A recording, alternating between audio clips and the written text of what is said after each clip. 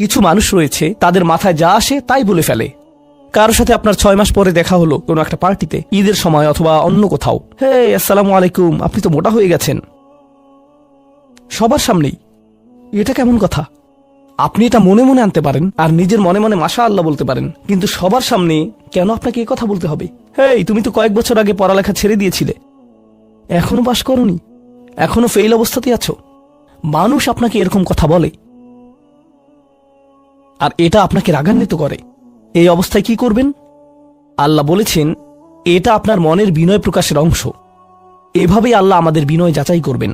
আর প্রসঙ্গক্রমে তারাই হয়ে থাকে আমাদের সবচেয়ে কাছের মানুষ, যার অর্থ আপনি এই ধরনের পরিস্থিতিতে বারবার বারবার বারবার পড়বেন। কিভাবে এটা থেকে বেরিয়ে আসবেন? আল্লাহ বলছেন ওয়াইদা খাতাবাহুমুল জাহিলুনা ক্বালু সালামা। এটা দিয়ে কতিপয় জিনিস বোঝায়। আমি এখানে সেই কয়েকটি শিক্ষা নিয়ে আলোচনা করব। যখন এমনটা ঘটবে আপনার তাৎক্ষণিক প্রতিক্রিয়া হবে শান্তি, ক্বালু সালামা। এটা দ্বারা বিদায় বোঝাতে পারে। আপনি বলবেন সালাম, আমি আর এই আলোচনা চালিয়ে যেতে চাই না, আমি সম্মানজনকভাবে আপনাকে বিদায় জানাবো। ও দাঁড়ান, আমার তো একটা মিটিং আছে। এর বাকি অংশটুকু আপনি মনে মনে বলতে পারেন আল্লাহর সাথে দোয়া করার জন্য, কিন্তু এটা তার কাছে প্রকাশ করার প্রয়োজন নেই। শুধু বলুন যে আমার একটা মিটিং আছে, আর সেখান থেকে চলে আসুন, কারণ আপনি এটা নিতে পারবেন না। তারা সেখান থেকে বেরিয়ে আসে সম্মানজনকভাবে, এটা একটা অর্থ। যখন জঘন্য মানুষ আপনার কাছে আসে, বেরুবার পথ খুঁজে বের করবেন। কোরআন এই সূরাতে আরো পরে যা বলেছে যে মাররু কিরামা, সম্মানজনকভাবে তারা এটা অতিক্রম করে চলে যায়। কিছু কিছু মানুষ আছে যারা এমন কথা বলতে চায় যা আপনাকে রাগান্বিত করবে। তারা আসলে এটা করে মজা পায়। তারা কথা বলবে শুধু আপনাকে উত্তেজিত করার জন্য। আর তাদের কেউ কেউ জানে যে ঠিক কি বলতে হবে, কারণ তারা আপনার সাথে আগেও কথা বলেছে। আর তারা জানে যে কোন জিনিস আপনাকে রাগিয়ে তুলে, তাই তারা জানে যে কোন বাটনটি প্রেস করতে হবে আর কিভাবে আপনাকে বিরক্ত করতে হবে। আপনি বসে আছেন, আমি উত্তেজিত হব না, আমি উত্তেজিত হব না, আমি উত্তেজিত হব না, কিন্তু তার কথা শুনে আপনি বিশাল দানবে পরিণত হয়ে গেলেন, যার ফলে সব ধ্বংস হয়ে যাবে। আর সেই ক্ষেত্রে আপনাকে আগে এটা রোধ করতে হবে। আপনি এখানে কথা বলতে পারেন আর বলতে পারেন যে দেখুন, আমি এই বিরোধ চাই না, আসুন শান্তিপূর্ণ সময় ব্যয় করি, আসুন এই বিষয়টা নিয়ে আজ আর কথা না বলি, এতে অনড় থাকুন। এটা দিয়েও ক্বালু সালামা বোঝায়। আমি আপনার সাথে ঝগড়া করতে চাই না, আমি শুধু চাই আলোচনাটা যাতে কুৎসিত পথে এগিয়ে না যায়। কখনো কখনো আমরা ভদ্রতা দেখাই, আর সেই সুযোগে মানুষ আমাদেরকে অসম্মানজনক কথা বলতে থাকে, এবং আত্মবিশ্বাসের সাথে মানুষকে জানিয়ে দিবেন যে তাদেরকে থামতে হবে, তারা সীমা ছাড়িয়ে যাচ্ছে। এটা সঠিক নয়, এমনটা করা সম্মানহীনতা নয়, শিষ্টাচার বহির্ভূত নয়। আপনি নিজের জন্য রুখে দাঁড়াতে পারেন, কিন্তু এটা শুধু মর্যাদাপূর্ণ উপায় করতে হবে, এমনভাবে যা শান্তিপূর্ণ। এছাড়াও সালামা শব্দটিকে অনেকেই অবস্থা হিসেবেও দেখেছেন। অন্য কথায়, যখন তারা জবাব দেয় তারা পরিপূর্ণ শান্তিপূর্ণ অবস্থায় থাকে, এটা ভিন্ন একটা অর্থ। যখন জঘন্য মানুষেরা আপনার সাথে কথা বলে, তারা আপনাকে বিরক্ত করে, তারা রাগান্বিত করে, তারা মিথ্যার পর মিথ্যা, মিথ্যার পর মিথ্যা, মিথ্যার পর মিথ্যা বলে, আর আপনাকে সেখানে বসে এটা শুনতে হয় যেন এটা সত্য। আর তারা এটা অন্য মানুষের সামনে বলে, আর আপনি কোনো কারণ ছাড়াই ঝামেলায় পড়ে যান। যখন আপনি জবাব দেন, আপনার জবাব যাই হোক, জবাবটা শান্ত হওয়াটাই উত্তম। যখন জবাব দিবেন, আপনাকে শান্ত এবং পরিশীলিত হতে হবে। এটাই ক্বালু সালামা। আর যারা জীবনে এটা ধারণ করতে পারে, তারা আল্লাহর কাছে বিশেষ মানুষ, ইবাদুর রহমান। অন্য কথায়, এই অনুপ্রেরণাটিকে আমাদের মনে রাখতে হবে। সেই রকম সময়ে যেই ব্যক্তির সাথে আপনি কথা বলছেন সে এর যোগ্য না, বরং সে হয়তো চপটাঘাত পাওয়ার যোগ্য। আপনাদের কেউ কেউ হয়তো প্রতিউত্তর দেয়ায় খুবই পারদর্শী, কেউ হয়তো আপনাকে বিদ্রুপাত্মক কিছু বলছে, আপনি তাকে কথা দিয়ে পিষে ফেলতে পারবেন। ও মাই গড, আপনার মাথায় যে জবাবগুলো আসে, তালিকা করা একাধিক জবাব, আমি কি এ বি সি বলবো নাকি উপরের সবগুলো একসাথে বলবো, আপনার মাথায় এটা চলছে।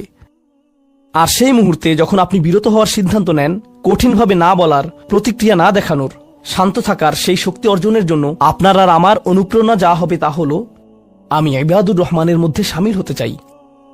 আমি ভুলে যাব যে আমি এই অপ্রীতিকর কথোপকথনে রয়েছি, কারণ এখনই আমি আল্লাহর সংস্পর্শে রয়েছি, আর তার বিশেষ রহমত আমার উপর বর্ষিত হচ্ছে। সেই জন্যই তিনি আমাকে এই পরিস্থিতিতে ফেলেছেন, যাতে আমি তার নৈকট্য অর্জন করতে পারি। এটা আসলে একটা আশীর্বাদ।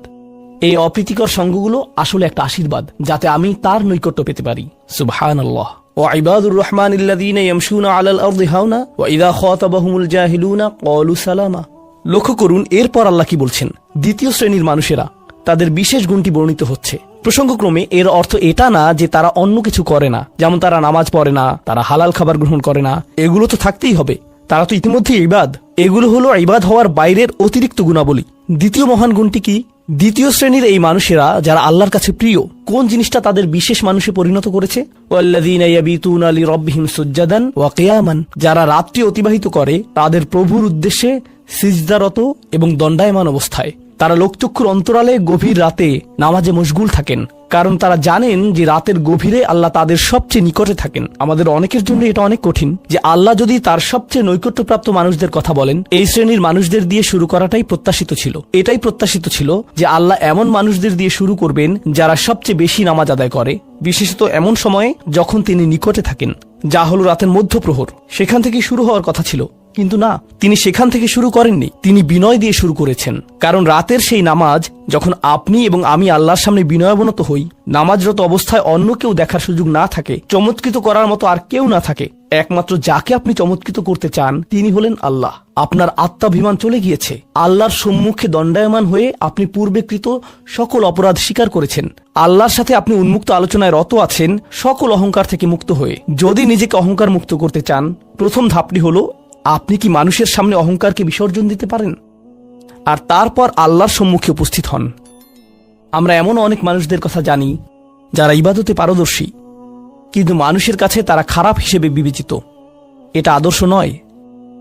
এখানে একটি শ্রেণীকে অগ্রাধিকার দেয়া হয়েছে, আর এরা তারাই যারা মানুষের সাথে বিনয়ী। তারপর যারা আল্লাহর সামনে বিনয়াবনত হয়ে উপস্থিত হয়, এটা অর্জন করা সহজ নয়। কিন্তু যদি সপ্তাহে একবার, আমি জানি যে এটা কঠিন হবে, কিন্তু সপ্তাহে একবার আপনি মসজিদে ইশার নামাজ পড়লেন, আর এরপর সরাসরি বাসায় চলে গেলেন আর ঘুমিয়ে পড়লেন, আর সেটা তখনই সম্ভব হবে যদি আপনি প্রত্যুষে ঘুম থেকে উঠেন, আর এরপর দিনে না ঘুমান। তো ফজরের সময় উঠুন, এরপর ঘুমাবেন না, নিজেকে পরিশ্রান্ত করুন, এশা পড়ুন, এরপর ঘুমাতে যান। এরপর অ্যালার্ম দিয়ে রাখুন, ফজরের 30 মিনিট আগে অ্যালার্ম সেট করুন, উঠে গিয়ে কয়েক রাকাত নামাজ পড়ুন। শুধু এটুকুই করুন, নিজের মতো করে এটা করুন। এজন্য অন্য কারো ঘুম ভাঙাবেন না, এটা নীরবে করবেন। ঘরের কোনো এক কোণে চলে যান, সেখানেই নামাজ পড়ুন। যদি সপ্তাহে একবার বা দুবারও এটা করতে পারেন, যে প্রশান্তি পাবেন, আল্লাহর সাথে যে সম্পর্ক অনুভব করবেন, সেটা আপনাকে সবচেয়ে কঠিন সময়েও সাহায্য করবে। আল্লাহ আমাদেরকে এই মানুষদের অন্তর্ভুক্ত করে দিন। ওয়াল্লাযীনা ইয়াবিতুনা লিরাব্বিহিম সুজ্জাদান ওয়া কিয়ামা। এরপর আসছে তৃতীয় ধরনের মানুষের কথা। ওয়াল্লাযীনা ইয়াকুলুনা রাব্বানা ইসরিফ আন্না আযাবা জাহান্নাম ইন্না আযাবাহা কানা গরামা ইন্নাহা সাআত মুস্তাকাররা ওয়া মুকামা। এই মানুষেরা শুধু একটি দোয়া করে, দোয়ার তালিকা নয়। তাদের একমাত্র দোয়া হলো, ইয়া আল্লাহ, আমি জাহান্নামে যেতে চাই না। অন্য যেখানেই রাখেন, জাহান্নামে নয়। আমাকে জাহান্নামে রাখবেন না, আমাদেরকে জাহান্নামের শাস্তি থেকে দূরে রাখুন। অবস্থান করার জন্য এটা বিভৎস একটা জায়গা। আমি এটা এক মুহূর্তের জন্য দেখতে চাই না। আমি সেখানে স্বল্পস্থায়ীভাবে থাকতে চাই না, আর আমি সেখানে দীর্ঘস্থায়ীভাবেও থাকতে চাই না। দোয়াটি মনোযোগ দিয়ে শুনুন। ইন্নাহা সাআত মুস্তাকাররা ওয়া মুকামা। প্রথমত, এটা একটা শাস্তি, এটা বিশাল একটা সাজা। আমি সেখানে স্বল্প মেয়াদের জন্য থাকতে চাই না, আর আমি সেখানে দীর্ঘমেয়াদের জন্যও থাকতে চাই না। কিছু মানুষ রয়েছে যারা সেই একই রোগে আক্রান্ত হয়েছে, উম্মার মধ্যে, মুসলিমদের মধ্যেই একই রোগ যা বনী ইসরাইলেরও ছিল। তারা বলেছিল, আল্লাহ আমাদেরকে শাস্তি দিবেন না, ইল্লা আইয়ামাম মাদুদা, দিলেও কয়েক দিনের জন্য। মুসলিমদের মনোভাবও এমন হয়েছে। তারা বলে, আল্লাহ আমাদের শাস্তি দিবেন, কিন্তু তা তো চিরদিনের জন্য না, তাই না? আমরা মুসলিম, একসময় আমরা ঠিকই বেরিয়ে আসবো। ঠিক আছে, ভালো, আমি জাহান্নামে যাব, কিন্তু এটা হবে দীর্ঘ সাপ্তাহিক ছুটির মতো, আর তারপর আমার আর সমস্যা নেই। দেখুন আল্লাহর নৈকট্যপ্রাপ্ত মানুষদের দোয়া। তারা আল্লাহকে বলছেন, ও আল্লাহ, আমি জাহান্নামে যেতে চাই না, স্থায়ীভাবে না, অস্থায়ীভাবেও না। আমি স্বীকার করছি যে অবস্থানের জন্য এটা বিভৎস একটা জায়গা। মুস্তাকাররান ওয়া মুকামা, শুধু থামার স্থান হোক অথবা চিরকালীন স্থান হোক, আমি এগুলোর কোনোটাই চাই না। আজকে আমি সূরাতুন নিসার দুটি আয়াত শেয়ার করতে চাই। একটি আয়াতে আল্লাহ বলছেন সবার আগে কোন কোন পাপগুলো থেকে আমাদেরকে দূরে থাকা প্রয়োজন। অনেক সময় একজন মুসলিমের জীবনে কাজের অগ্রাধিকার নির্ধারণের ক্ষেত্রে সঠিকভাবে বুঝের অভাব দেখা দেয়। কিছু কিছু কাজ অন্য কাজের চেয়ে বেশি গুরুত্বপূর্ণ, অন্যান্য কাজের চেয়ে আপনার নামাজ বেশি জরুরি। ইসলামের এমন অনেক আমল রয়েছে যা জীবনকে সৌন্দর্যমণ্ডিত করে তুলবে, কিন্তু সেই কাজগুলো গুরুত্বর দিক থেকে নামাজের কাছাকাছি পর্যায়েও নেই, বা পাপ কাজের ক্ষেত্রেও এরকম প্রাধান্য রয়েছে। অনেক আমল রয়েছে যেগুলো আমাদের করা উচিত, যেমন ঘরে প্রবেশের সময় ডান পা দিয়ে প্রবেশ করা উচিত, টয়লেটে প্রবেশের সময় বাম পা দিয়ে প্রবেশ করা উচিত, এবং নির্দিষ্ট দোয়াগুলো পড়া উচিত। এ ধরনের আমলগুলো করার চেষ্টা থাকা উচিত, এগুলো উপেক্ষা করার কোনো সুযোগ নেই। কিন্তু এমন অনেক পাপ কাজ রয়েছে যেগুলো করা কবিরা গুনাহ। অনেক সময় এই অগ্রাধিকার নির্ধারণের ক্ষেত্রে মানুষ যখন সঠিক জ্ঞানের অভাব থাকে তখন তারা ছোট ছোট ব্যাপারকে বেশি গুরুত্ব দেয়। তারা নিশ্চিত করতে চায় যে আমি অমুক অমুক সুন্নাহ ঠিকভাবে পালন করছি তো, অমুক অমুক দোয়াগুলো নিয়মিত পড়ছি তো, শুক্রবারে সূরাতুল কাহফ পড়ছি তো, ইত্যাদি ইত্যাদি। তো তারা ছোট ছোট আমলগুলো সঠিকভাবেই আদায় করে, কিন্তু একই সময়ে চোখের সামনে থাকা বিশাল বিশাল গুনাহগুলো অনায়াসেই করে ফেলে। করার সময় দ্বিতীয়বার চিন্তাও করে না। যেমন ধরুন হারাম উপার্জনের টাকা, জিনা করা, সুদ, এরকম বড় বড় গুনাহ, বিরাট বিরাট শয়তানি পাপগুলো সে অনায়াসেই করে যায়। মনে হয় যেন চোখ থাকতেও সে অন্ধ। ছোট ছোট আমলগুলো আপনি ঠিকই গুরুত্ব দিয়ে করে যাচ্ছেন, যেন মনে মনে ভালো ফিল করতে পারেন যে যাক আমি তো ধর্ম পালন করছি। এজন্যই কুরআন আমাদেরকে বিভিন্ন আমলের সঠিক অনুপাত ঠিক করে দিয়েছে। আল্লাহ এই আয়াতে বলছেন, ইনতাজতানিবু কাবাইরা মা তুনহাউনা আনহু, যদি তোমরা নিষিদ্ধ কাজের বড় বড়গুলো হতে বিরত থাকো। সুতরাং দেখা যাচ্ছে এমন অনেক বড় বড় পাপ রয়েছে যেগুলো থেকে আমাদের অবশ্যই বিরত থাকতে হবে। যদি আমরা এটা করতে পারি তাহলে ছোট ছোট পাপের ক্ষেত্রে আল্লাহ বলছেন, নুকাফিরু আনকুম সাইয়্যাতিকুম, তাহলে আমি তোমাদের ছোট ছোট পাপগুলো ক্ষমা করে দেব। অর্থাৎ আগে সিরিয়াস ব্যাপারগুলো যত্ন নাও। কোরআন যেগুলোর উপর গুরুত্ব আরোপ করেছে, যেমন টাকা উপার্জনের বিষয়টা, কিভাবে আমরা টাকা আয় করি এবং কিভাবে তা ব্যয় করি, সে ব্যাপারে আগে যত্নবান হওয়া, এটা খুবই সিরিয়াস একটা ব্যাপার। আমাদের আশেপাশে যারা আছে তাদের অধিকারের ব্যাপারে সাবধান থাকা, যারা এতিম বা অভাবগ্রস্ত তাদের দেখাশোনা করা। সূরা মাউনে আল্লাহ বলছেন, ফাযালিকাল্লাযী ইয়াদউল ইয়াতীম, সেই ব্যক্তি যে এতিমকে গলা ধাক্কা দেয়। এগুলো বড় ধরনের পাপ। তারপর যেভাবে আমরা আমাদের ব্যবসা বাণিজ্য চালাই, কেউ যদি আপনার কাছে টাকা পায়, কোনো কন্ট্রাক্ট মানতে যদি ওয়াদাবদ্ধ হন, কোনো সেবা প্রদান করার জন্য যদি আপনাকে বেতন দেয়া হয়, কাজের ক্ষেত্রে সততা বজায় রাখা। ঠিক একইভাবে কোরআনে বর্ণিত সবচেয়ে ভয়ঙ্কর পাপগুলোর একটি হলো সুদ। একইভাবে আমাদের পবিত্রতা রক্ষা করা, অর্থাৎ জেনা ব্যভিচার থেকে বিরত থাকা, এটা কবিরা গুনাহ। এটা এত বড় গুনাহ যে আল্লাহ বলছেন, লা তাকরাবুজ জিনা, ব্যভিচারের কাছেও যেও না। অন্যান্য ছোট ছোট গুনায় তোমরা হয়তো জড়িয়ে পড়বে। হতে পারে তোমার নামাজে যথেষ্ট মনোযোগ ছিল না, অজুটাও হয়তো উত্তম রূপে করা হয়নি। হতে পারে যখন নামাজ পড়ছিলে তখন অন্য কোথাও মন পড়েছিল। হতে পারে হজ বা উমরা করার সময় কিছু কিছু নিয়মকানুন ঠিকমতো পালন করতে পারোনি। কখনো কখনো হয়তো ধৈর্য হারিয়ে ফেলেছিলে। এই ছোট ছোট বিষয়গুলো ক্ষমা করে দেয়া হবে, কারণ তোমরা বড় বড় পাপ থেকে বিরত ছিলে। ছোট বড় পাপের এমন একটি তারতম্য কোরআনে জোর দিয়ে উপস্থাপন করা হয়েছে। কিন্তু এই আয়াতের যে ব্যাপারটি আমার কাছে বেশ চমৎকার লেগেছে, সেটা শুধু তিনি যে আমাদের পাপগুলো উপেক্ষা করবেন তা নয়, বরং এই পাপগুলোর কথা মনে করে আমরা প্রায় লজ্জিত হয়ে পড়ি। আল্লাহ এর সাথে সাথে আরো যোগ করে বলেন, ওয়ানুদখিলকুম মুদখালান কারিমা, এবং সম্মানজনক স্থানে তোমাদের প্রবেশ করানো হবে। অন্য কথায়, ওই ছোট ছোট ত্রুটিগুলোকে উপেক্ষা করে তোমাদেরকে সম্মানিত করা হবে, মর্যাদা দেয়া হবে। আর ওই সব লজ্জাজনক ব্যাপারগুলো তোমাদের রেকর্ড থেকে মুছে ফেলা হবে। তাই যখন তোমরা আল্লাহর সামনে আসবে, অপমানিত হবে না, তোমাদের সম্মানজনক স্থানে প্রবেশ করানো হবে। এই আয়াতের আরেকটি ব্যাপারও আমার কাছে বেশ চমৎকার মনে হয়েছে। এই আয়াতের পূর্বের কয়েকটি আয়াতে কিছু কিছু কবিরা গুনাহ নিয়ে কথা বলা হয়েছে, যেমন ব্যবসায় প্রতারণা করা, কাউকে অন্যায়ভাবে হত্যা করা। আর ছোট ছোট পাপ ক্ষমা করে দেওয়ার আয়াতের ঠিক পরের আয়াতে আরো অসাধারণ উপায়ে জীবনের বিভিন্ন বড় বড় পাপে জড়িয়ে পড়ার যে মূল কারণ সেটা বলা হয়েছে। আল্লাহ আযজা ওয়া জাল্লা বলেন, ওয়ালা তাতামান্নাউ মা ফাদ্দালাল্লাহু বিহি বা'দাকুম আলা বা'দ, আর তোমরা আকাঙ্ক্ষা করো না এমন সব বিষয়ে যাতে আল্লাহ তাআলা তোমাদের একের উপর অন্যের শ্রেষ্ঠত্ব দান করেছেন। তো আমাদের ক্ষেত্রে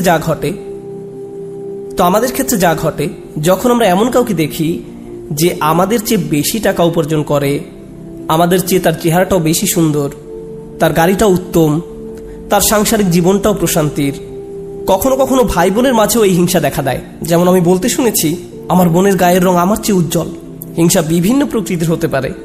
কারো ভালো কিছু থাকার কারণে আপনি তাকে ঈর্ষা করতে পারেন, এবং আপনার নিজের সেটা না থাকার কারণ নিয়ে সারাক্ষণ চিন্তা করতে পারেন। আর এই চিন্তা আপনাকে শেষ করে দিতে পারে। এটা ছোট বড় যে কোনো কিছুর জন্য হতে পারে। এটা বস্তুগত বিষয়, যেমন অর্থকড়ি, ঘরবাড়ির জন্য হতে পারে।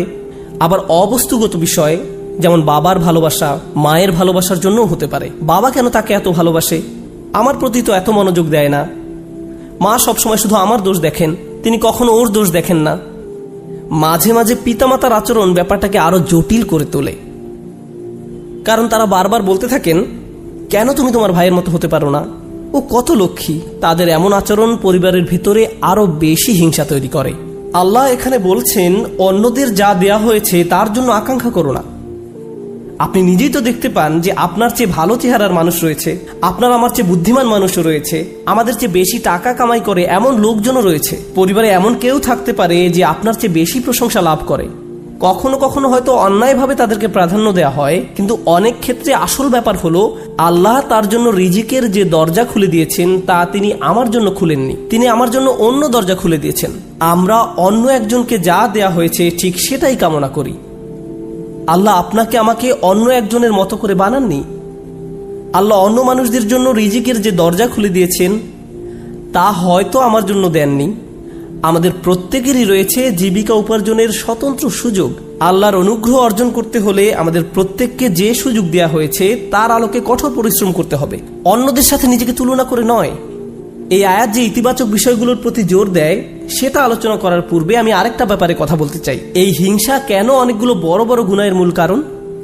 আমাদের জানা মতে রেকর্ড করা ইতিহাসে আল্লাহর বিরুদ্ধে সর্বপ্রথম যে বিদ্রোহ করা হয় তা হলো ইবলিস শয়তানের বিদ্রোহ। আর এই বিদ্রোহের মূল কারণ ছিল হিংসা। সে কেন এত মনোযোগ পাচ্ছে? তাকে তো জাস্ট মাটি দিয়ে তৈরি করা হয়েছে।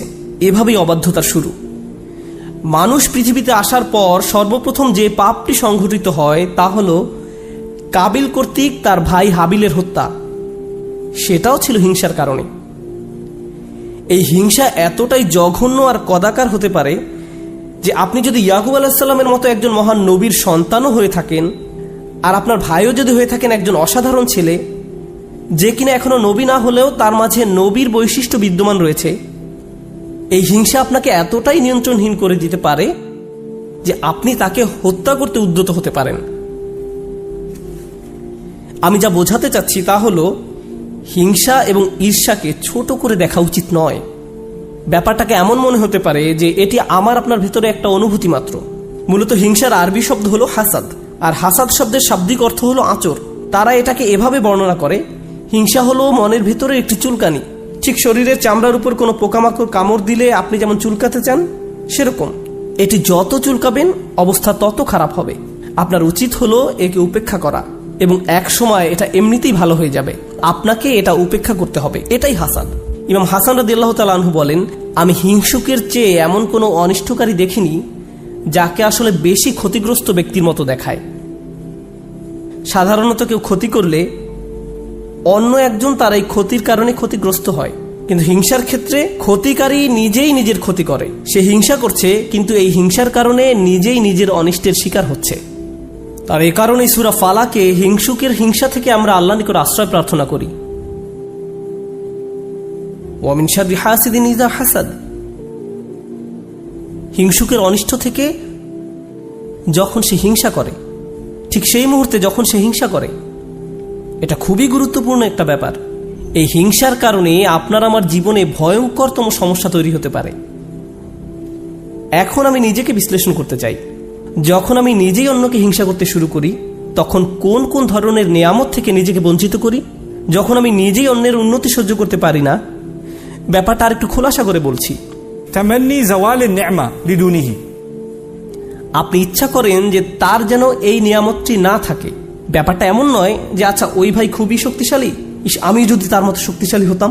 না না না, আমি ইচ্ছা করি যে সে অসুস্থ হয়ে পড়ুক আর আমি শক্তিশালী হয়ে উঠি। আপনি ইচ্ছা করেন তার মাঝে যেন ওই ভালো বিষয়টা না থাকে। কোন কারণে সে ওইটা পাবে? আচ্ছা সে প্রমোশন পেয়েছে, এখন আমারও ইচ্ছা হয় যে আমিও যেন প্রমোশন পাই। না না না, হিংসা হলো আমি চাই সে বরখাস্ত হোক আর আমি প্রমোশন পাই।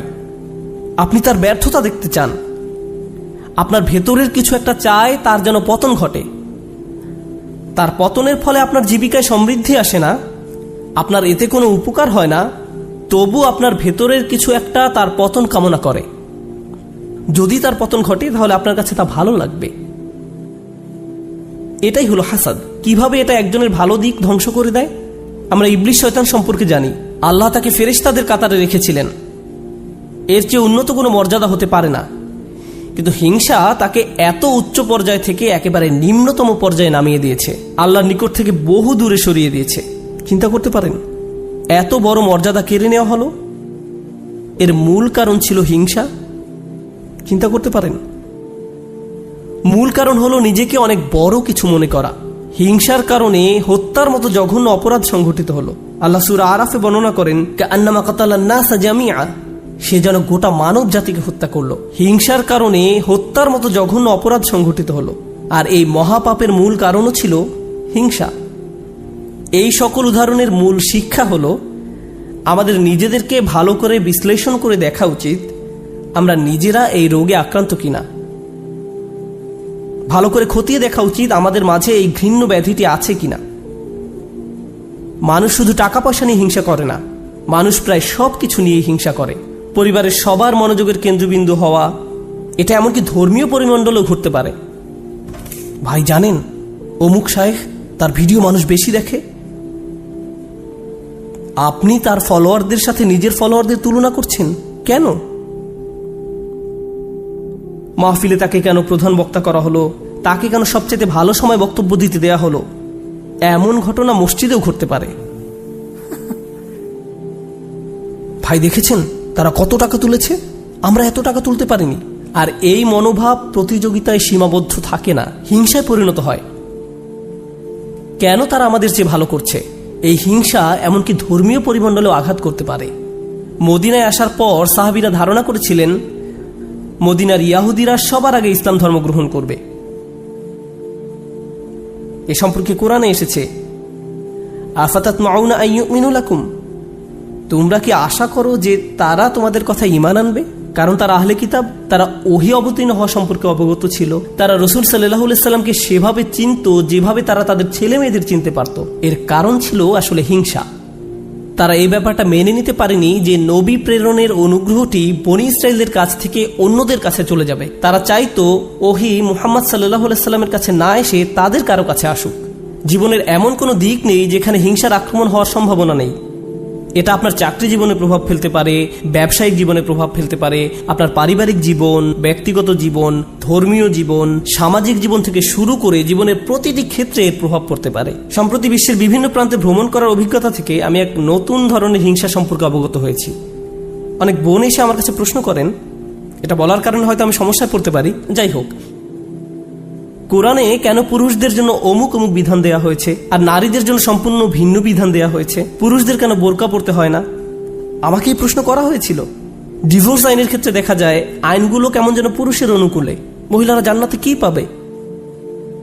আমি বলছি না যে এই প্রশ্নগুলোকে উপেক্ষা করতে হবে, কিন্তু এখানে একটা ব্যাপার আমাদের সাবধান থাকতে হবে। আমরা আল্লাহ সুবহানাহু ওয়া তাআলা সম্পর্কে কথা বলছি। তিনি যখন কোনো বিধিবিধান নাজিল করেন, এই বিধানগুলো আমি প্রবর্তন করিনি, আমি শুধু এই বিধানগুলো বোঝার চেষ্টা করেছি এবং শেখানোর চেষ্টা করছি। কিন্তু যিনি এই বিধানগুলো দিয়েছেন তিনি হলেন সবচেয়ে দয়াবান, ভালোবাসাপূর্ণ এবং সবচেয়ে ন্যায় বিচারক।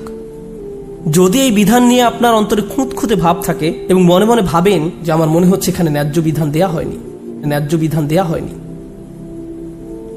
এটা খুবই মারাত্মক একটি সমস্যা। এমনকি আল্লাহ সম্পর্কে এই মনোভাব যে আমাকে ঠকানো হয়েছে, আমাকে তিনি যা দিয়েছেন সেখানে ঠকিয়েছেন, আমাকে পুরোপুরি বুঝতে হবে কেন তিনি আমাকে এটা করতে বলেছেন। একটা ব্যাপারে বলছি, উদাহরণস্বরূপ কেউ যদি আমাকে জিজ্ঞেস করে কেন আল্লাহ মহিলাদেরকে পর্দা করতে বলেছেন, আমার সৎ জবাব হবে আমি জানি না।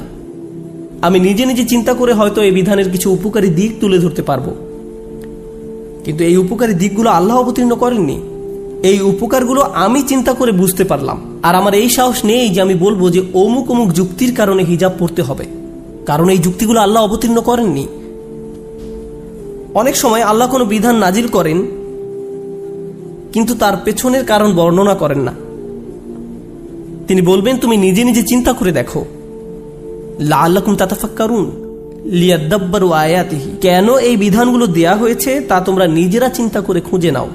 তবে একটা ব্যাপার আমি নিশ্চিত জানি, যে বিধানই তিনি অবতীর্ণ করেন না কেন তা আমাদের প্রতি তার অপার অনুগ্রহ মাত্র। আল্লাহ এই আয়াতগুলোতে কি বলছেন? উত্তরাধিকার সম্পত্তি বন্টনের বিষয় বর্ণনা করা আয়াতগুলোর পরে এসেছে। ইসলামে সবাই সমান উত্তরাধিকার সম্পত্তি পায় না, নারী এবং পুরুষ সমান সম্পত্তি পায় না।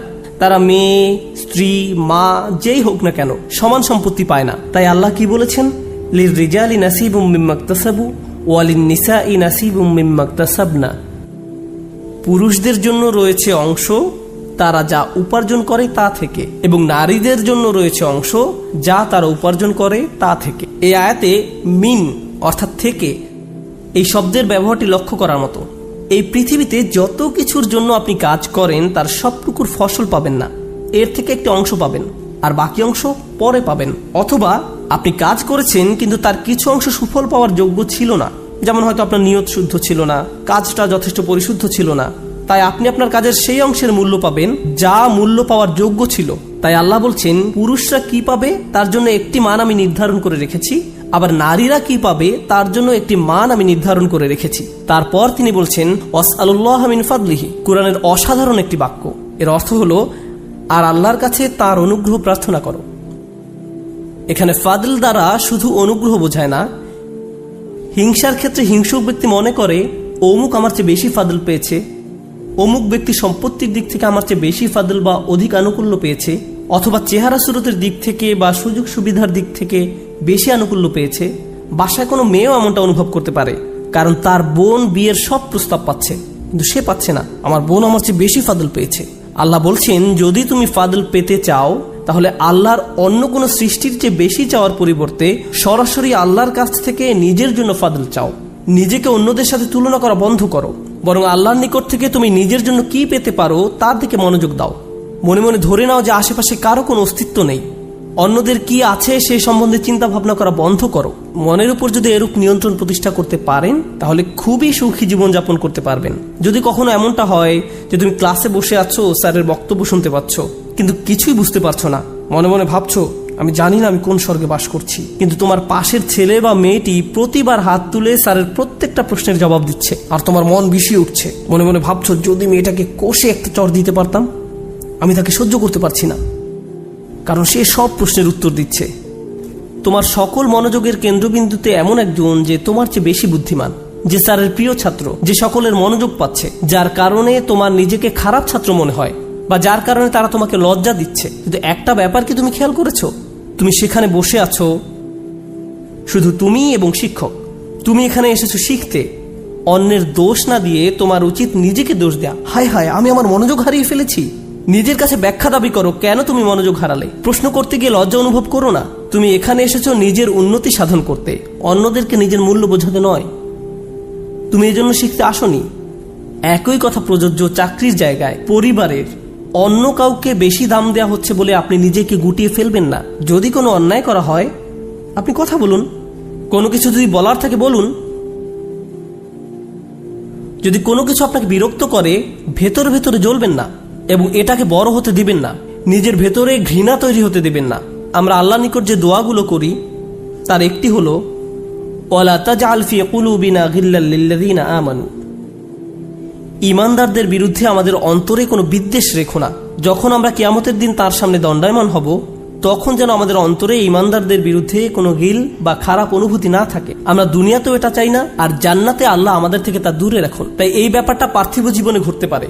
এমন হতে পারে যে কারো বিরুদ্ধে আপনার অন্তরে হিংসার মনোভাব তৈরি হচ্ছে, ও সে তো এই পজিশন পাওয়ার যোগ্য নয়, সে তো অমুক কাজ করার যোগ্য নয়।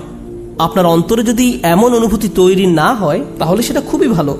কিন্তু অনেক মানুষ আছে যারা এভাবে চিন্তা করে ওই লোক আমার চেয়ে অনেক বেশি বেতন পায়, সে কেন আমার চেয়ে বেশি বেতন পাবে। তারা কত টাকা বেতন পায় বা না পায় তার সাথে আপনার সম্পর্ক কি? আপনি কি করেন? আপনি কি অর্জন করেছেন?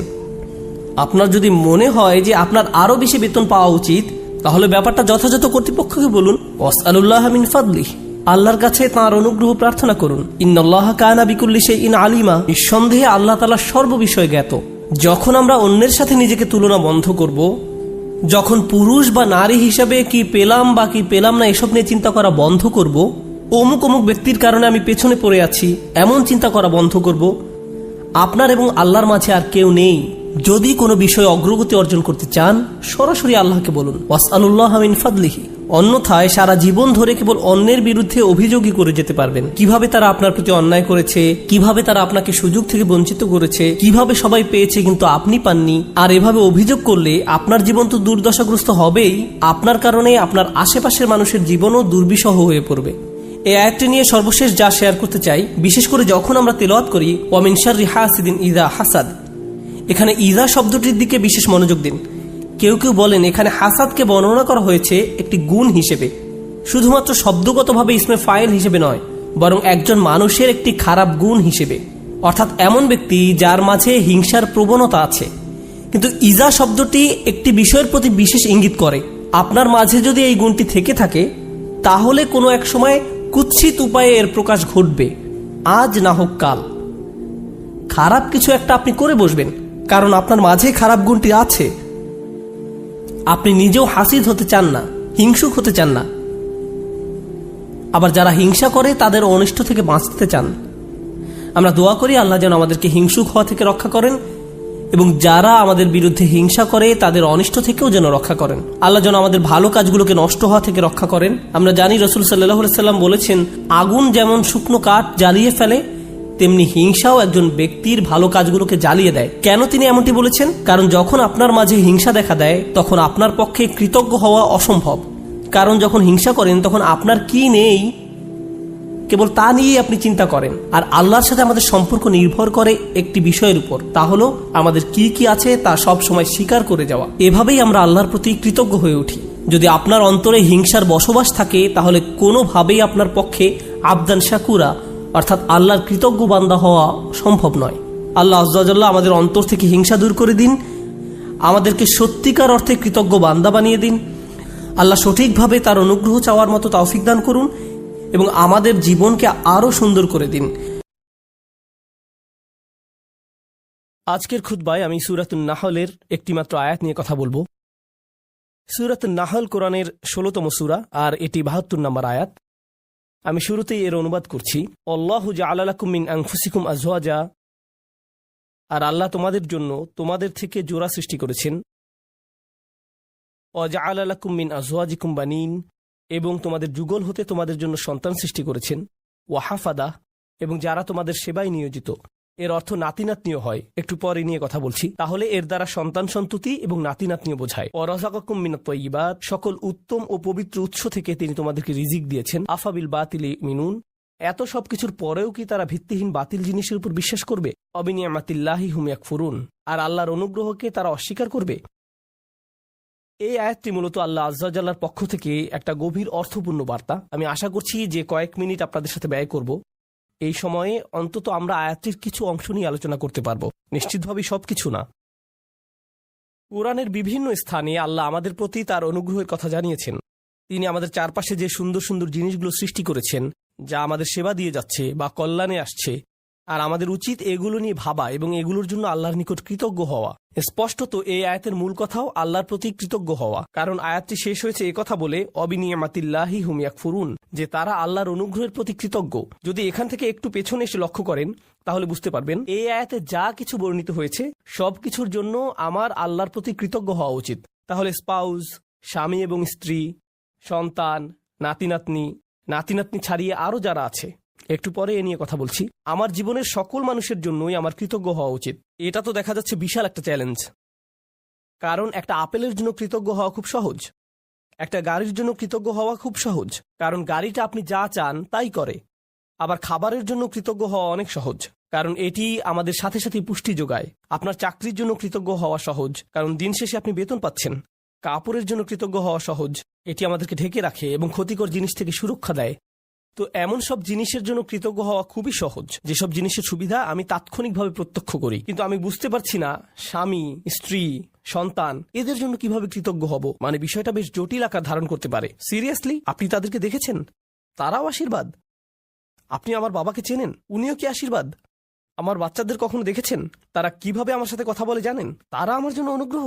এদের জন্য আমার কৃতজ্ঞ হওয়া উচিত। আমার জন্য আয়াতের অর্থ বলে দেওয়াটা খুব সহজ। এই যে আল্লাহ চান আমরা যেন কৃতজ্ঞ হই আমাদের স্বামী বা স্ত্রীর জন্য, সন্তানদের জন্য, নাতি নাতনিদের জন্য। প্রসঙ্গত এখানে আরো জটিল এবং মজার একটা ব্যাপার আছে। হাফাদাহ নাতি নাতনি অর্থে ব্যবহৃত হয়। প্রকৃতপক্ষে এটি হাফিদের প্রচলিত বহুবচন।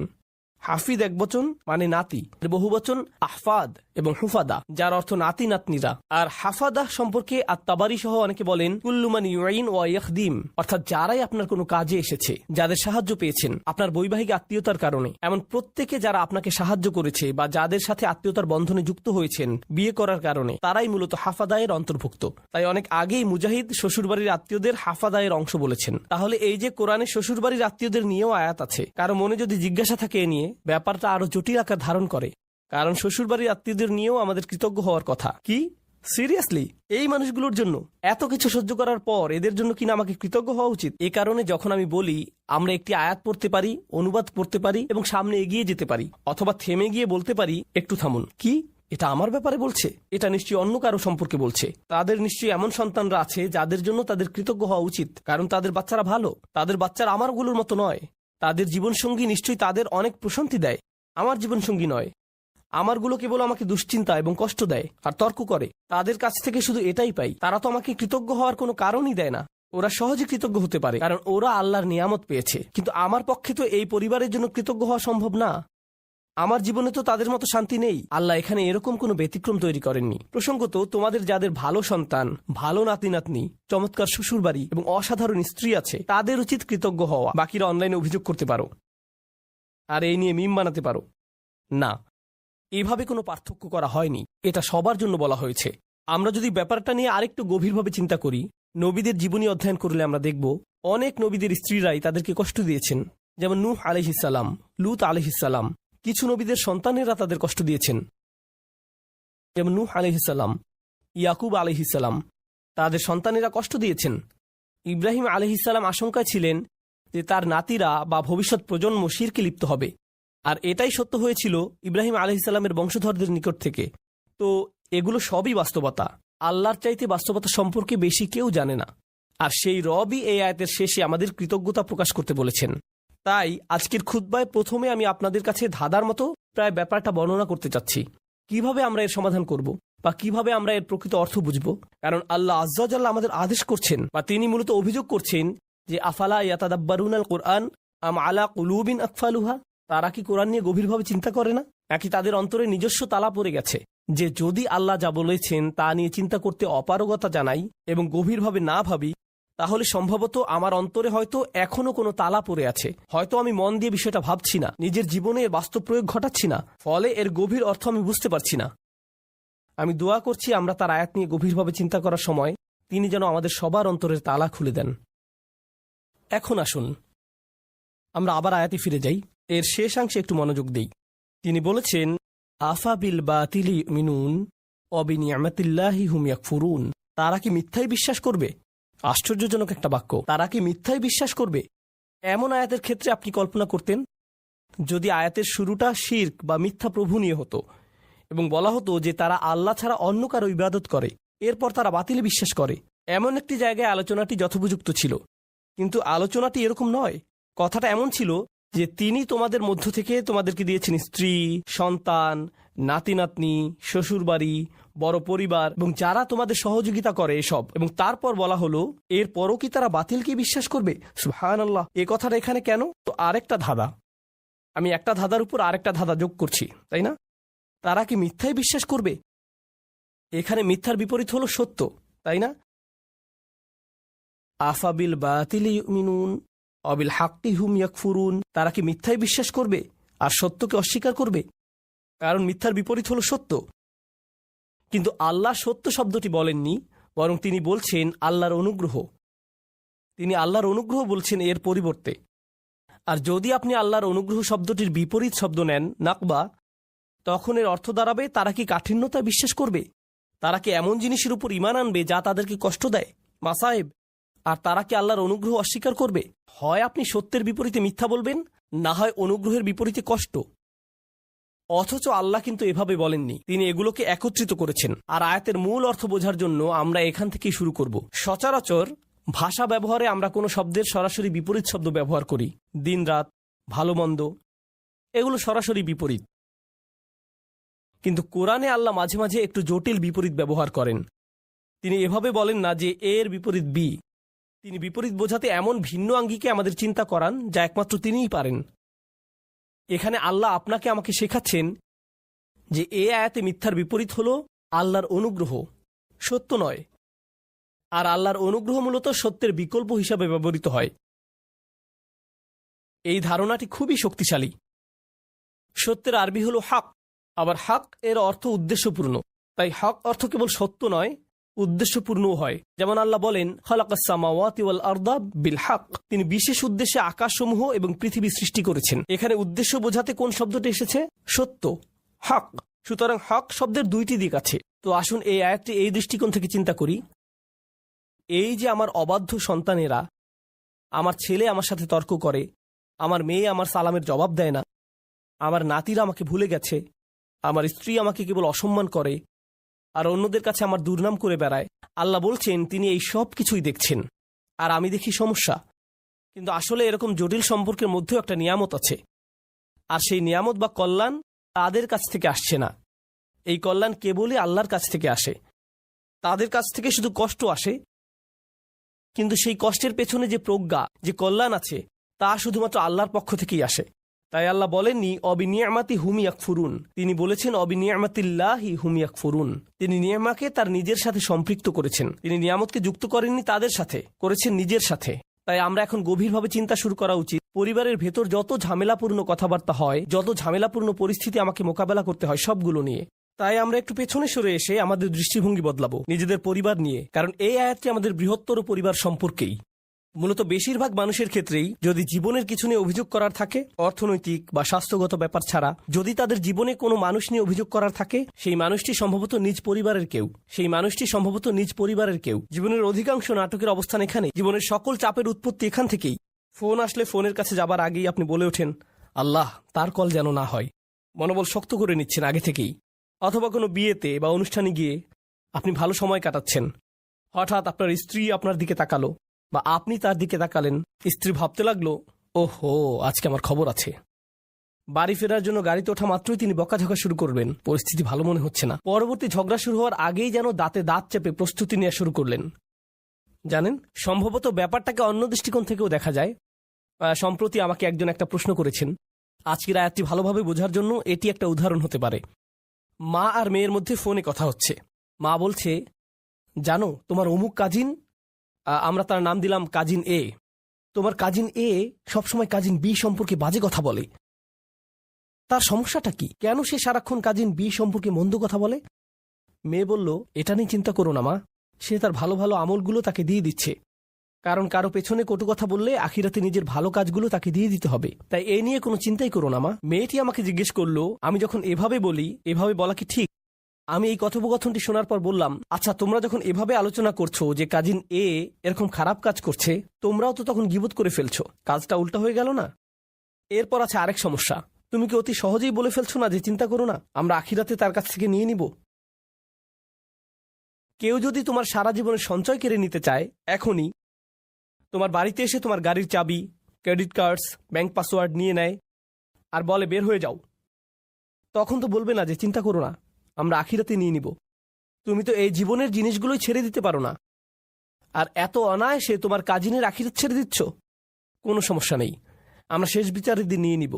হয়তো আমরা একটু পেছনে সরে এসে বলতে পারতাম, না নিশ্চয়ই এই বিরোধের কোনো কারণ আছে, আমাদের এই চ্যালেঞ্জটাকে নিয়ে একটু নিয়ামতে পরিবর্তন করে ফেলতে হবে। কারণ আল্লাহ এই সম্পর্কগুলোকে বলেছেন নিয়ামত। আমার ছেলে, আমার কাজিন, আমার পরিবার, আমার শ্বশুরবাড়ি, এগুলো কেবল আছে মানেই নিয়ামত নয়, কেবল তাদের থাকাটাই নিয়ামত নয়। স্পষ্টরূপেই এখানে শুধু তাদের বর্তমান থাকার কথাই বলা হচ্ছে না, তাদের সম্পর্কটা আমার সাথে কতগুলো অভিজ্ঞতার সমষ্টি, কতগুলো কথোপকথন এবং আদান প্রদানের সমষ্টি। কিভাবে আমি একে একটি নিয়ামতে পরিণত করব? মা কখনো জানতে চেয়েছো আমার কাজিনের এত রাগ কেন? নিশ্চয়ই কিছু ঘটেছিল। কখন ঘটেছে? ও তোমার মনে আছে ওই বিয়ের কথা, যেখানে অমুক অমুক ব্যাপারগুলো ঘটেছিল? ও তখন থেকেই সমস্যার শুরু। আমরা হয়তো তাদের দুজনকে নিয়ে একসাথে বসতে পারি এবং সমস্যাটার একটা সমাধান করতে পারি। আমরা হয়তো সমস্যাটার সমাপ্তিতে সাহায্য করতে পারি, এটাকে আরো বড় করার পরিবর্তে। এই নিয়ে পেছনে কথা না বলে, অভিযোগ না করে আমরা হয়তো সমাধানের একটা অংশ হতে পারি, যেন পরিবারটি আত্মীয়তার সম্পর্কের মাঝে যে নিয়ামত লুকিয়ে আছে তার অভিজ্ঞতা লাভ করতে পারে। আপনার পরিবারে যে মানুষগুলোর আগমন ঘটে, আমার পরিবারে যে মানুষগুলোর আগমন ঘটে, ভালো হোক বা মন্দ, আল্লাহ একটা উদ্দেশ্যকে সামনে রেখেই তাদেরকে আমাদের জীবনে পাঠিয়েছেন। তার সব কাজেই উদ্দেশ্য থাকে। মাঝে মাঝে আপনি আপনার ভাইকে দেখে ভাবেন, তুমি কিভাবে আমার ভাই? কখনো কখনো কিছু মানুষ তাদের বাবা মাকে দেখে ভাবে, সিরিয়াসলি তোমরা আমার বাবা মা? তোমাদের সাথে আমার তো কোনো মিলই নেই, কিভাবে তোমরা আমার মা বাবা? আপনি অবাক হয়ে ভাবেন, আমরা যদি একই পরিবারে না হতাম, আমার মনে হয় না তোমাদের সাথে আমি কিছু করতাম বা করার ইচ্ছা করতাম। কিন্তু আল্লাহ মানুষকে বিশেষ উদ্দেশ্যে একত্রিত করেন। তিনি ভালো করেই জানেন কাকে কার পরিবারে রাখতে হবে এবং কাকে কার সাথে জেনেটিক্যালি সংযুক্ত করতে হবে।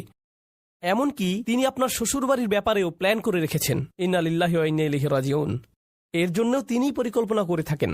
এখন সবকিছুকে একটা বড় পরীক্ষা মনে হতে পারে, কিন্তু আমি যদি নির্দিষ্ট একটি দৃষ্টিকোণ থেকে আয়াতটি নিয়ে চিন্তা করি, আমাকে এখানে আশীর্বাদ খুঁজে পেতে হবে। আমি এখানে আশীর্বাদ খুঁজে পাবো না যদি আমি সবকিছুকে উদ্দেশ্যপূর্ণ দৃষ্টিতে না দেখি।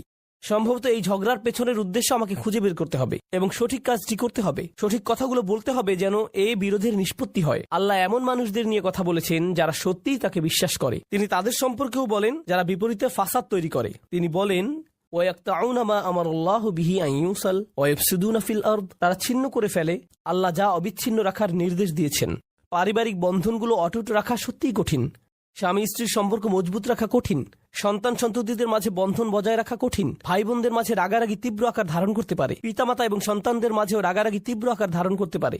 আপনার নিজের পরিবার এবং শ্বশুরবাড়ির মাঝে মতবিরোধ প্রচন্ড খারাপ হয়ে পড়তে পারে। ওইগুলো ছোটখাটো মতবিরোধ নয়, কিন্তু এই সকল মতবিরোধের প্রতি আমি যদি উদ্দেশ্যপূর্ণ দৃষ্টিতে তাকাই, জানেন আমি কি করব? আমি কোনো না কোনো ভাবে এটাকে আশীর্বাদে পরিণত করব। আমি এই ঝগড়া সমাধানের একটা উপায় খুঁজে বের করব। আমি এই নিয়ে আলোচনা চালিয়ে যাওয়ার একটা উপায় খুঁজে বের করব। আল্লাহ আমাদের নবীদেরকে এমন সব কঠিন পরিস্থিতিতে ফেলেন, কিন্তু তবুও তারা এতে আল্লাহর নিয়ামত খুঁজে পান, কারণ তারা সবকিছুর দিকে উদ্দেশ্যপূর্ণ দৃষ্টিতে তাকান। তো এটাই আমাদের প্রথম শিক্ষা, আফাবি নিয়ামাতিল্লাহি হুম ইয়াকফুরুন। এই কৃতজ্ঞতা হলো আল্লাহর সাথে আমাদের সম্পর্ক তৈরির প্রথম পদক্ষেপ। আমরা যদি আমাদের লক্ষ্যে পৌঁছাতে চাই, আমাকে আমার নিজের সাথে, আপনাকে আপনার নিজের সাথে আলোচনা করতে হবে যে কোন কোন জিনিসের জন্য আমরা আল্লাহর প্রতি কৃতজ্ঞতা প্রকাশ করব। আনিশকুরলিল্লাহ। মুসা আলাইসাল্লাম একটি ভ্রমণের উদ্দেশ্যে যাত্রা করেন, কারণ আল্লাহ তাকে একজনের কাছ থেকে শিক্ষা গ্রহণের আদেশ করেন। কোরআনের বাইরে তার নাম পাওয়া যায়, আর তা হলো খাজির বা খিজির, কিন্তু কোরআনে তার নাম উল্লেখ করা হয়নি। কোরআনে তাকে উল্লেখ করা হয়েছে আবদাম মিন ইবাদিনা, অর্থাৎ আমার বান্দাদের মধ্যে একজন বান্দা। অতীতে বহু নবীর আগমন ঘটেছে, যেমন বনি ইসরায়েলদের একটি ঘটনা ইঙ্গিত করে কোরআনে বলা হয়েছে ইয ক্বালু লিনাবিয়্যিল্লাহুম ইবআস লানা মালিকান, যখন তারা বলেছে নিজেদের নবীর কাছে যে আমাদের জন্য একজন বাদশাহ নির্ধারণ করে দেন। বাইবেলে উল্লেখ আছে তারা এটা তাদের নবী সামাইল আলাইহিস সালামের কাছে বলেছিলেন, কিন্তু কোরআনে তার নাম উল্লেখ করা হয়নি। সুতরাং কখনো কখনো আল্লাহ নাম উল্লেখ করেন, আবার কখনো কখনো করেন না। আমাদের প্রায় সকল আলেমদের মতে লোকমান নবী ছিলেন না, তাকে নবী হিসেবে বিবেচনা করা হয় না, তথাপি তার নাম উল্লেখ করা হয়েছে কোরআনে। প্রথমে যে বিষয়টি এখানে লক্ষণীয় তা হলো আল্লাহ এই ব্যক্তির নাম উল্লেখ করার মাধ্যমে তাকে বিশেষ মর্যাদা দিয়েছেন। রাসূলুল্লাহ সাল্লাল্লাহু আলাইহি সাল্লামের জীবনে এমন অনেক ঘটনা রয়েছে যেখানে আল্লাহ কোনো কোনো ক্ষেত্রে সাহাবীদের নাম উল্লেখ না করেই ওই ঘটনার বর্ণনা দিয়েছেন। আবু বকর রাদিয়াল্লাহু তাআলা আনহুর নাম উল্লেখ করা হয়নি। আল্লাহ শুধু বলেছেন ইয ইয়াকুলু লিসাহিবিহি লা তাহজান, যখন তিনি আপন সঙ্গীকে বললেন বিষণ্ণ হয়ো না। আল্লাহ এভাবে বলেননি যে যখন তিনি আবু বকরকে বললেন লা তাহজান। কারো নাম উল্লেখ করার মাধ্যমে আল্লাহর পক্ষ থেকে তাদের বিশেষ মর্যাদা প্রদান করা হয়। হযরত লুকমানকে কোরআনে এমনই একটি বিশেষ মর্যাদা দেওয়া হয়েছে। আমি আরেকটি বিষয় সবার দৃষ্টি আকর্ষণ করতে চাই। কোরআনের এই অংশে আল্লাহ আমাদের যে শিক্ষা প্রদান করেছেন তাকে হালকাভাবে নেওয়া যাবে না। এই ঘটনাগুলো ইতিহাসের এমন সব মুহূর্ত যা কোনো ঐতিহাসিকের পক্ষে লিপিবদ্ধ করা সম্ভব নয়। এই অনুচ্ছেদে যে ঘটনাটির বর্ণনা দেওয়া হয়েছে তা হলো একজন পিতা এবং তার সন্তানের মাঝে কথোপকথন। তো এই কথোপকথন হয়তো তাদের বাড়ির নির্জন পরিবেশে হয়েছে, অথবা তারা যখন একত্রে কোথাও ভ্রমণে বের হয়েছিলেন, বা একত্রে কোনো কাজ করার সময় তাদের আশেপাশে কেউ ছিল না, তখন কোনো রেকর্ডিং ডিভাইসও ছিল না। কত বিলিয়ন ট্রিলিয়ন সময় পিতামাতা তাদের বাচ্চাদের সাথে কথা বলেন, এমন ঘটনা প্রতিদিন ঘটে। এটা আমাদের জীবনের অংশ। তথাপি এই একটি আলোচনাকে আল্লাহ এত গুরুত্ব দিলেন যে মানবজাতি এই কথোপকথন থেকে কিয়ামত পর্যন্ত হিদায়াত পেতে থাকবে। তাই তিনি এই কথোপকথনকে কোরআনের অংশ করে দিলেন। এটা একটা বিরাট ব্যাপার। আল্লাহ এমন একজনকে সেলিব্রিটি বানিয়ে দিলেন যার সম্পর্কে অন্য কোনোভাবে জানা সম্ভব ছিল না। আল্লাহ এই কথোপকথনটিকে চিরস্থায়ী বানিয়ে দিলেন, অন্যথায় এই সম্পর্কে জানা আমাদের পক্ষে সম্ভব ছিল না। কোরআন থেকে যখন আমরা কিছু শিখবো বা জানবো, আমাদের একটু পেছনে সরে এসে প্রথমে এটার তারিফ করা উচিত, উপলব্ধি করা উচিত যে আল্লাহ আমাদের কত বড় উপকার করেছেন। ওয়ায়ুআল্লিমুকুম মা লাম তাকুনু তা'লামুন, আর তোমাদের শিক্ষা দেবেন এমন বিষয় যা কখনো তোমরা জানতে না। আল্লাহ কোরআনে বিষয়টা উল্লেখ না করলে অন্য কোনোভাবে এই জ্ঞান এবং প্রজ্ঞা সম্পর্কে আমাদের জানার উপায় ছিল না। আল্লাহ লুকমান সম্পর্কে কি বলেছেন? আল্লাহ বলেন ওয়ালাকাদ আতাইনা লুকমান আল হিকমা, আমি লুকমানকে প্রজ্ঞা দান করেছি। এই আয়াতের কিছু অংশ আমি সংক্ষেপে ব্যাখ্যা করব, আর কিছু অংশ বিস্তারিত ব্যাখ্যা করব। একটি বা দুইটি প্রসঙ্গ নিয়ে কথা বলবো। যদি সম্পূর্ণ আয়াত নিয়ে কথা বলতে যাই তাহলে আমাদেরকে এখানে অনেক বেশি সময় থাকতে হবে। যাই হোক, আল্লাহ বলেছেন তিনি তাকে প্রজ্ঞা দান করেছেন। আরবি ভাষায় প্রজ্ঞা বলতে আসলে কি বোঝায়? আল ইলমুন নাফিউন ওয়াল আমালু বিহি, অর্থাৎ এমন উপকারী জ্ঞান যা অনুযায়ী কাজ করা হয়। তাই আপনার অনেক জ্ঞান থাকার মানে এই নয় যে আপনার অনেক প্রজ্ঞাও রয়েছে। এর মানে হলো আপনার অনেক ইলম রয়েছে, প্রজ্ঞা নয়। প্রজ্ঞা বলতে আসলে অন্য কিছু বোঝায়। প্রজ্ঞা বলতে এটাও বোঝায় না যে আপনি যখন অনেক কবিতার উদ্ধৃতি দিতে পারেন বা এমন জ্ঞানগর্ভ কথা বলেন যা শুনে লোকজন বলে উঠে বাহ। ক্লাসিক্যাল আরবির সংজ্ঞা অনুযায়ী হিকমা বলতে এটা বোঝায় না। হিকমা বা প্রজ্ঞা হলো সত্যটাকে গভীরভাবে জানা এবং সে অনুযায়ী জীবনযাপন করা। অতীতের মানুষ হিকমা বলতে এটাই বুঝতেন। ইমাম শাফি রহমতুল্লাহ আলাই ওয়ায়ুআল্লিমুহুমুল কিতাব ওয়াল হিকমা, তিনি তাদেরকে বই এবং হিকমা শিক্ষাদান করেছেন। তিনি এই আয়াতে হিকমা বলতে রাসূল সাল্লাল্লাহু আলাইহি সাল্লামের সুন্নাহকে বোঝাতেন, কারণ সুন্নাহ হলো কোরআনের জ্ঞানের বাস্তব প্রয়োগ। তাই তিনি এই কানেকশনটি সহজেই বুঝতে পারলেন, আর তাই তার মতে হিকমা হলো সুন্নাহ। যাই হোক, আল্লাহ বলেন আমি লোকমানকে প্রজ্ঞা দান করেছি। তার যে শুধু জ্ঞান ছিল তা নয়, তিনি সে অনুযায়ী তার জীবনও পরিচালনা করতেন। এরপর আল্লাহ এই মানুষটির সম্পূর্ণ জীবনের একটি সারাংশ তুলে ধরেন। অর্থাৎ একজন মানুষের উপকারী জ্ঞান থাকার মানে কি? এই সব কিছুর সারাংশ হল আনিশকুর লিল্লাহ, আল্লাহর প্রতি কৃতজ্ঞ হও। আরবি বাক্যের ধরন অনুযায়ী বাক্যটি এমন হওয়ার কথা ছিল ওয়ালাকাদ আতাইনা লুকমান আল হিকমা আন ইয়াশকুরা লিল্লাহ, কিন্তু এখানে আনিশকুর লিল্লাহ বলে আমর বা আদেশের দিকে তাৎক্ষণিক প্রত্যাবর্তন করা হয়েছে, আল্লাহর প্রতি কৃতজ্ঞ হও। যেন এখানে একটি আদেশ দেওয়া হয়েছে। অর্থাৎ লোকমান এমন একটি জীবন অতিবাহিত করেছেন যেখানে তিনি বারবার নিজেকেই নিজে বলেছেন আল্লাহর প্রতি কৃতজ্ঞ হও, আল্লাহর প্রতি কৃতজ্ঞ হও। আল্লাহ তাকে এমন প্রজ্ঞা দিয়েছেন যে তিনি নিজেই নিজেকে বলতেন আল্লাহর প্রতি কৃতজ্ঞ হও। বাক্যটি আদেশ সূচক। যারা নাহু জানেন তাদের জন্য বলছি, এটা গুরুত্বপূর্ণ। কেননা আমরা জীবনে এমন পরিস্থিতিতে পড়তে পারি যখন আমরা শুধু আমাদের সামনের সমস্যাগুলোর দিকেই তাকাবো। আল্লাহ বলেন লাকাদ খালাকনাল ইনসানা ফি কাবাদ। আল্লাহ মানুষকে সমস্যা, চাপ, হতাশা, উদ্বেগের মধ্যে নিমজ্জিত করেই সৃষ্টি করেছেন। আমাদের চারপাশ সমস্যায় পরিপূর্ণ। আর যখন আমরা এরকম সমস্যায় পড়ি তখন আমাদের সম্মুখের নেতিবাচক বিষয়গুলো নিয়ে আমরা আচ্ছন্ন হয়ে পড়ি। ঠিক সে সময় কৃতজ্ঞ হওয়ার মতো কোনো কিছু আমরা খুঁজেই পাই না। এটা অসম্ভব হয়ে পড়ে। নেতিবাচক বিষয়গুলো নিয়ে আচ্ছন্ন থেকে একই সময়ে আপনার পক্ষে কৃতজ্ঞ হওয়া একেবারে অসম্ভব। এই দুইটা বিষয় একসাথে অবস্থান করতে পারে না। আপনি কেবল তখনই কৃতজ্ঞ হন যখন আপনার জীবনে ভালো কিছু ঘটে বা আপনি বুঝতে পারছেন যে ভালো কিছু ঘটতে যাচ্ছে। যেমন কেউ কিছু উপহার দিলে বলেন ধন্যবাদ, সহজ বিষয়, কঠিন কিছু না। তো লুকমান আলাইহিস সালাম সবসময় নিজেকে এভাবে বুঝাতেন যে আমার চারপাশের পরিবেশ পরিস্থিতি যাই হোক না কেন, আমাকে আমার জীবনের দিকে তাকিয়ে দেখতে হবে এই মুহূর্তে আমি কোন জিনিসের জন্য কৃতজ্ঞ থাকব। আল্লাহ আযজা ওয়া জাল্লা আমাদের বলছেন ইন্নাল ইনসানা লাযালুমুন কাফফার, নিশ্চয়ই মানুষ অত্যন্ত অন্যায়কারী, অকৃতজ্ঞ। কোন দিক থেকে আমরা চরম অকৃতজ্ঞ? আমরা সর্বাবস্থায় অভিযোগ করার কোনো না কোনো একটা কারণ খুঁজে পাই সব সময়। কেউ যদি জিজ্ঞেস করে ভাই কি নিয়ে চিন্তা করছেন এখন? না না ভাই কিছু নিয়ে চিন্তা করছি না, সব ঠিক আছে। আর সমস্যা নেই, আপনি আমাকে বলতে পারেন। ঠিক আছে, শোনো তাহলে, বর্তমানে আমি অমুক অমুক অমুক অমুক সমস্যা জর্জরিত। এভাবে আপনার সমস্যাগুলোর একটা বিশাল লিস্ট ধরিয়ে দিবেন তাকে। যেমন এখানকার পরিবেশ মারাত্মক গরম, আমি ক্যালিফোর্নিয়াতে বাস করতাম, এখন টেক্সাসের আবহাওয়া খুবই গরম, টাকার সমস্যা, স্বাস্থ্যকেন্দ্রিক সমস্যা, ব্যক্তিগত সমস্যা, শিক্ষা চাকরি এই নিয়ে সমস্যা, এভাবে নানান রকমের সমস্যার কথা আমরা তুলে ধরি। এভাবে চিন্তা না করে আপনি যদি একটু থেমে নিজেকে প্রশ্ন করেন এই মুহূর্তে আমি কোন কোন বিষয়ের জন্য কৃতজ্ঞ থাকতে পারি, এটা আসলে কঠিন একটা অনুশীলন। আমি এই মুহূর্তে কিছুই চিন্তা করতে পারছি না। ইসলাম সম্পর্কে আপনার যতই জ্ঞান থাকুক না কেন, আপনার যত বড় দাড়ি থাকুক না কেন, বা আপনি যত শক্ত হিজাবই পরিধান করেন না কেন, এই কৃতজ্ঞ হওয়ার সাথে আমাদের বাহ্যিক ইসলামের কোনো সম্পর্ক নেই। এর সম্পর্ক আমাদের অন্তরের সাথে। আমি আপনি হয়তো কোরআনে হাফিজ হতে পারি, আমাদের সারা দুনিয়ার সকল জ্ঞান থাকতে পারে, কিন্তু সব সময় নেগেটিভ চিন্তা করার কারণে অন্তর থেকে কৃতজ্ঞতা বোধ হারিয়ে যেতে পারে। চলুন শুকর শব্দটি নিয়ে গভীরভাবে বোঝার চেষ্টা করি। শুকর হামদের চেয়ে ভিন্ন। কোরআন শুরু হয়েছে আলহামদুলিল্লাহ দিয়ে। হামদ শব্দটি দিয়ে দুটি বিষয় বোঝায়, বিষয়টি মনে রাখুন। আমি জানি খুতবায় আমি অনেক কিছু বলি, তার থেকে কিছু বিষয় এখান থেকে চলে যাওয়ার পরেও মনে রাখুন। সেরকম একটা বিষয় হলো হামদ দিয়ে দুটি বিষয় বোঝায়, প্রশংসা এবং কৃতজ্ঞতা।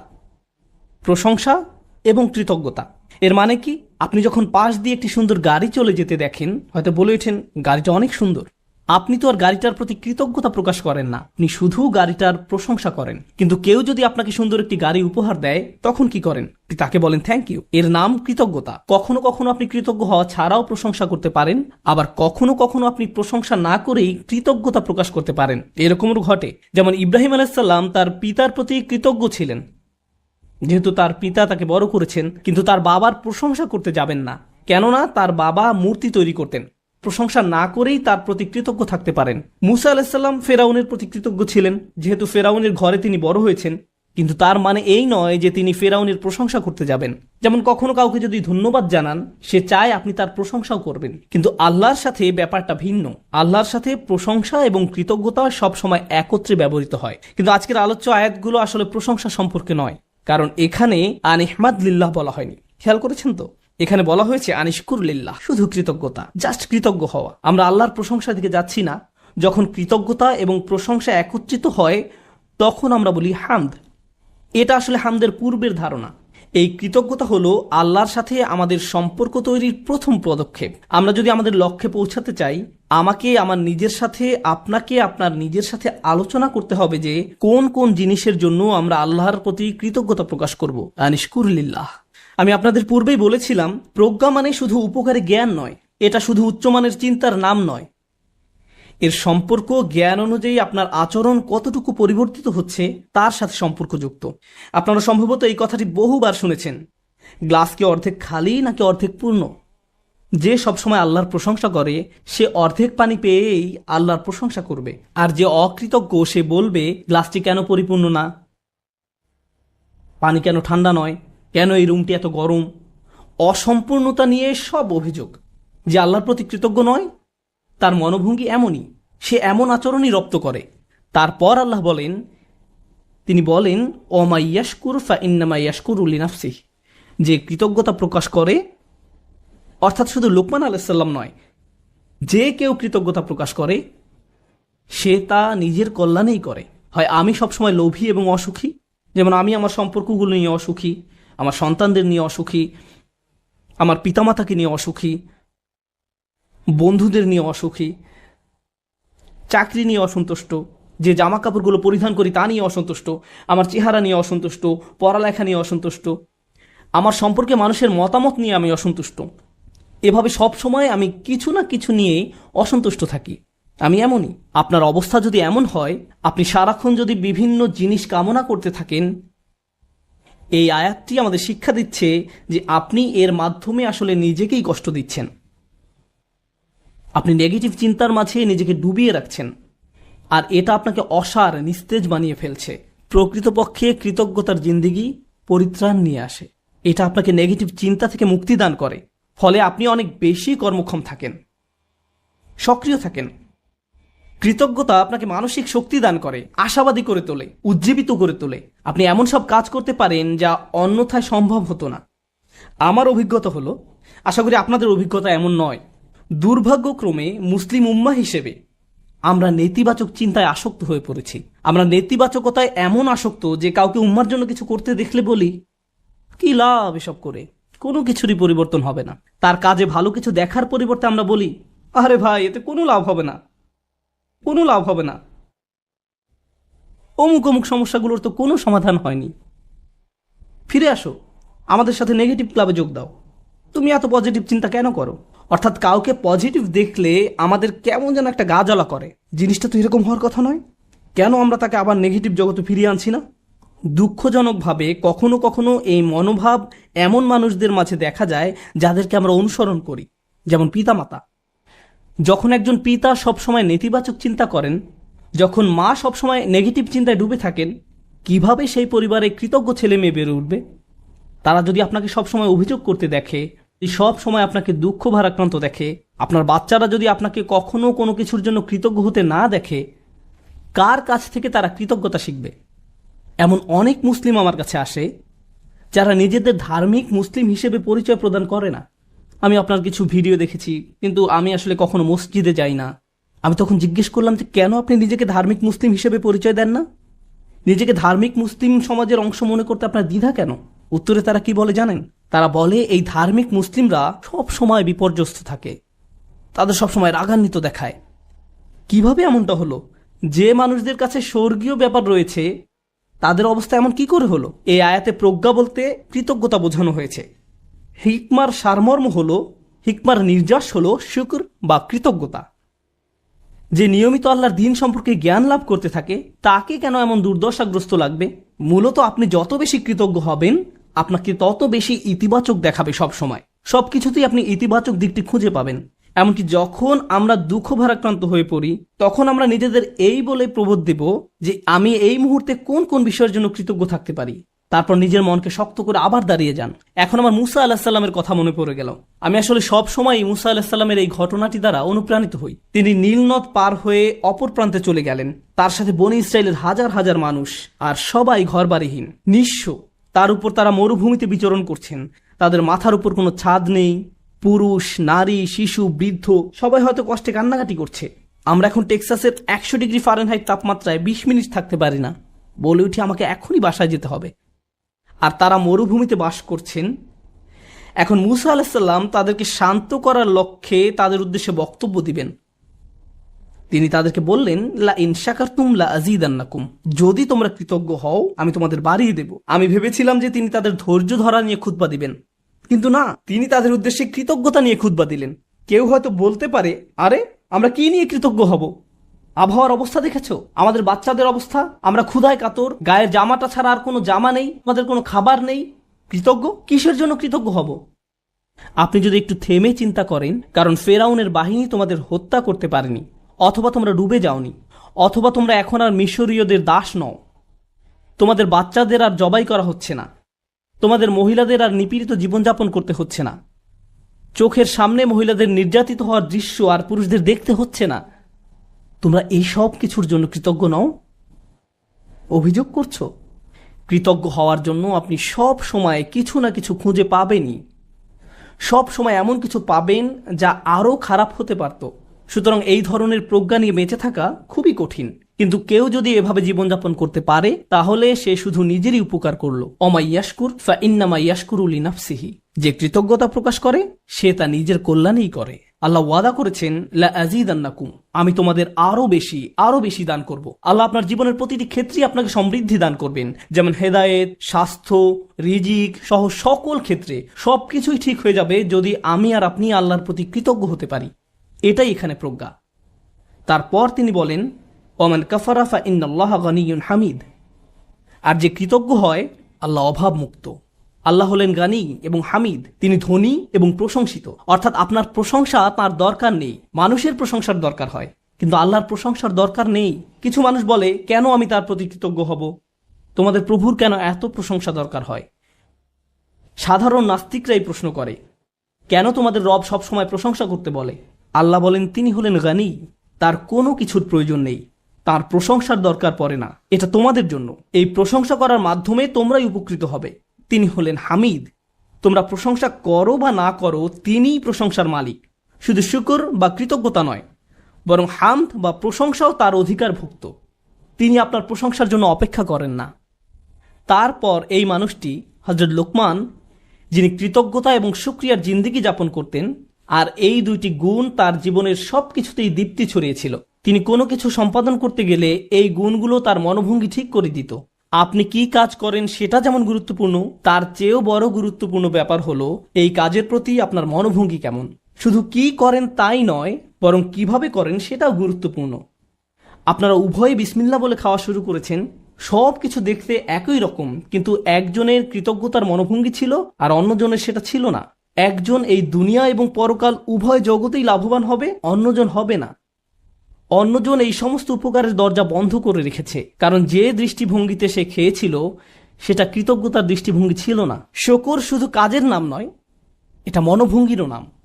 এখন তিনি তার ছেলেকে কি বললেন?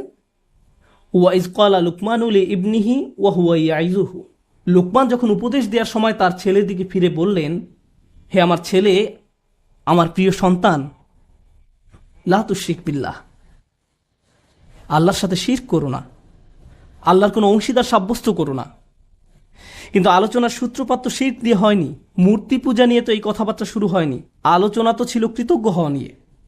আমরা শাব্দিক দৃষ্টিকোণ থেকে একটি বিষয় এখানে শিখছি, শিরক এবং শুকর এর একটি শাব্দিক মিল আছে। কিন্তু আরেকটি বিষয় আমাদের এখানে জানতে হবে, আল্লাহ আমাদের এখানে শেখাচ্ছেন তার সাথে আমাদের সম্পর্কের মূল কেন্দ্রবিন্দু হলো আসলে কৃতজ্ঞতা। আমাদের আল্লাহর প্রতি যত ধরনের অনুভূতি রয়েছে, আমরা তার দাস, আমরা তাকে ভয় করি, আমরা তার কর্তৃত্ব মেনে নিয়েছি, আমরা জানি যে তিনি আমাদের সৃষ্টিকর্তা, এই সব কিছুই সত্য। কিন্তু এই সব কিছুর মাঝে আল্লাহর সাথে সত্যিকারের সম্পর্ক তৈরি করতে হলে আমাদের অন্তরে যা থাকতে হবে তা হলো কৃতজ্ঞতাবোধ। যদি অন্তরে এর উপস্থিতি না থাকে তাহলে অন্তর এমন এক ধরনের শিরকের বসবাস হবে যার সাথে আমরা যুদ্ধ করে পারবো না। কারণ এটা দেখতে মূর্তির মতো নয়, এটাকে দেখতে মিথ্যে কোনো খোদার মতো মনে হয় না। এটা এমন এক ধরনের মূর্তি যার বসবাস অন্তরে। তো তিনি তার সন্তানকে বলেন, আল্লাহর সাথে শিরক করো না, আল্লাহর প্রতি অকৃতজ্ঞ হয়েও না বলার পরিবর্তে তিনি এই কথা বললেন। কারণ তিনি যেহেতু মনে করেন কৃতজ্ঞ হওয়াই আসলে প্রজ্ঞা, আল্লাহর পাশাপাশি কোনো কিছুকে স্থাপন করো না। আমরা এটা কিভাবে বুঝব? লুকমান তার ছেলেকে আসলে কি শিক্ষা দিচ্ছেন? প্রসঙ্গত এটা শুধু সন্তানের